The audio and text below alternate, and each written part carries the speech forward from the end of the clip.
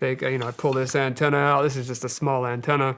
And we can receive airplanes, see where they're at. There's nothing illegal about receiving them. Transmitting is where it gets a little bit funky, But yeah, ADSB, this one does a lot. Like something like a joke, for example, touch tunes at a bar. They're little jukebox machines that you pay for. Yeah. This device brute forces them, meaning goes through 000 to 9999 looking for a PIN code.